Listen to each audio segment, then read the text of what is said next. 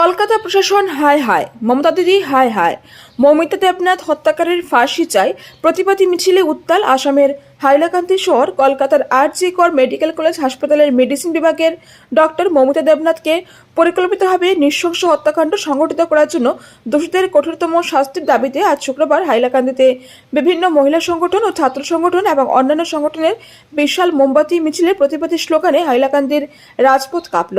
এই উপলক্ষে আজ হাইলাকান্দিতে রাত্রি 8:30 শহীদ বেদি প্রাঙ্গণ থেকে বিজেপি নেত্রী মোহন স্বর্ণকার এবং তনুজা মিশ্রের নেতৃত্বে মহিলা সংগঠন ইনার হুইল ক্লাব, ছাত্র সংগঠন ও অন্যান্য সংগঠনের সদস্যরা সহ হাইলাকান্দি এস.কে. রায় সিভিল হাসপাতালের ডাক্তাররা হাতে ব্যানার, প্লেকার্ড ইত্যাদি নিয়ে কলকাতার আর.জি. কর মেডিকেল কলেজ হাসপাতালে ডক্টর মৌমিতা দেবনাথের হত্যাকারীদের কঠোর থেকে কঠোরতম শাস্তি প্রদানের দাবিতে বিশাল মোমবাতি মিছিল ও পদযাত্রা করে হাইলাকান্দি শহরের প্রধান সড়ক পরিক্রমা করে পুনরায় শহীদ বেদিতে এসে সমাপ্ত হয়। এরপর শহীদ বেদিতে প্রয়াত ডক্টর মৌমিতা দেবনাথকে শ্রদ্ধাঞ্জলি দেওয়া হয়। এরপর হাইলাকান্দিতে আয়োজিত এক সাংবাদিক সম্মেলনে বিজেপি নেত্রী মোহন স্বর্ণকার কলকাতার আর.জি. কর মেডিকেল কলেজ হাসপাতালের ডক্টর মৌমিতা দেবনাথের হত্যাকাণ্ডের তীব্র নিন্দা ও ধিক্কার জানান ও নৈতিক দায়িত্ব স্বীকার করে পশ্চিমবঙ্গের মুখ্যমন্ত্রী মমতা বন্দ্যোপাধ্যায় পদত্যাগ করার দাবি জানান। বিস্তারিত দেখুন হাইলাকান্দি থেকে পাঠানো আমাদের প্রতিনিধি সিপ্রিয়ান ডায়েসের রিপোর্টের মাধ্যমে SP24 টিভি এর পর্দায়।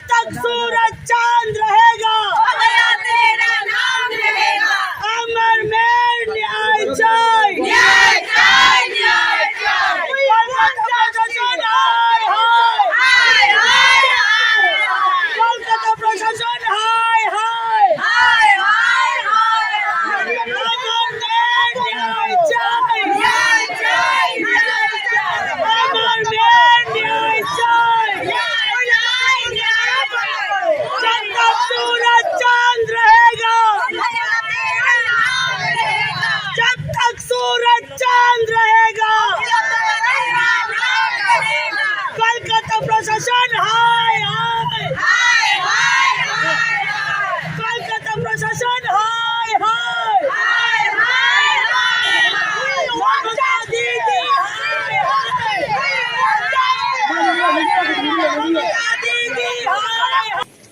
বুঝো না একটু পরে সরাইলেই লিখবো না। হ্যাঁ বুঝো এটাতে ইয়েস বুঝলি ফটো মারতে লাগে আপনি চালাইবেন না সব লাইনে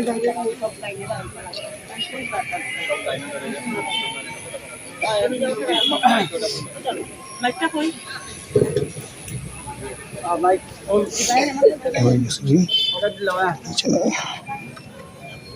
এটা স্লোগান আবার একটু দিলাও একটু স্লোগান দিলেন সবাই মিলিয়া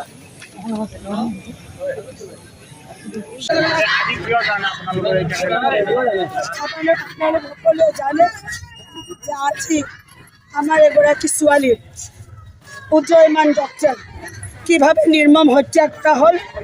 এই নির্মম হত্যা, ধর্ষণ আর নির্মম হত্যার বিরুদ্ধে সমগ্র ভারতবর্ষত, দেশত বিদেশত সকলো দিশত মহিলা জাগ্ৰত হৈছে, মহিলা আন্দোলনত নামিছে। যিখন ষ্টেটত নিজে মহিলা মুখ্যমন্ত্ৰী আছে, তাৰ পাছত সেই ষ্টেটত নাৰীক তেওঁলোকে নিৰাপত্তা দিব পৰা নাই। এইটো সবতকৈ ডাঙৰ দুৰ্ভাগ্যজনক কথা। মহিলাক নিৰাপত্তা দিব পৰা নাই। আমাৰ মাজত মেক্সিমাম উদীয়মান ডক্টৰসকল আহিছে, তেওঁলোকে নিজৰ মনৰ আৱেগৰ কথা কৈছে। তেওঁলোকে দিনে নিশাই এটা চিকিৎসালয়ত গৈ দুখীয়া দৰিদ্ৰ সকলো স্তৰৰ মানুহক সেৱা আগবঢ়ায় আৰু তেনেকুৱা সেৱামূলক কামত কাৰ্যৰত থকাৰ পাছত আমাৰ এজনী ছোৱালীৰ লগত যিভাৱে নিৰ্মম অত্যাচাৰ, হত্যা আৰু শ্লীলতা হানি কৰা হৈছে, আমি সকলো ভাৰতবৰ্ষৰে নহয় দেশ বিদেশৰ মহিলাই জনাই দিব বিচাৰিছোঁ, কলকাতা প্ৰশাসন, কলকাতাৰ মাননীয় মুখ্যমন্ত্ৰী তাৎক্ষণিকভাৱে তেখেতে কিন্তু নিজৰ পদৰ পৰা পদত্যাগ কৰিব লাগে। তেওঁ নাৰী জাতিক সুৰক্ষা দিব পৰা নাই, নাৰী জাতিৰ কাৰণে তেখেত নিজে এগৰাকী কলংক হৈ উঠিছে। গতিকে আমাৰ দাবী আছে যে আমাৰ ছোৱালী যিভাৱে মৃত্যু সাৱটি লৈছে, তাই যাতে ন্যায় পায়, তাই যাতে জাষ্টিছ পায়, আমি সকলোৱে এইটো বিচাৰিছোঁ। শ্রদ্ধাঞ্জলি দিয়ে ফুল দেওয়া দুঃখজনক ঘটনাটা মানে অনেক মর্মান্তিক ঘটনাটা আমাদের মনে অনেক আবেগ হয়েছে যে একজন ডাক্তারের নাইট ডিউটিতে মানে ডিউটি চলাকালীন অবস্থায় কিরকম মানে এটা হয়ে গেল। তাও মানে কলকাতাতে যেহেতু মনে করেছেন যেরকম মুখ্যমন্ত্রী মহিলা হয়েও মানে নিরাপত্তা দিতে পারেনি, তো এটা অনেক দুর্ভাগ্যজনক কথা আর দুঃখজনক ব্যাপার আমাদের জন্য। একজন ডক্টর হিসেবে আপনারা কি দাবি? আমরা এটাই চাই যে যারাই মানে এটা করেছে ওদের ফাঁসি যাতে হোক তাড়াতাড়ি।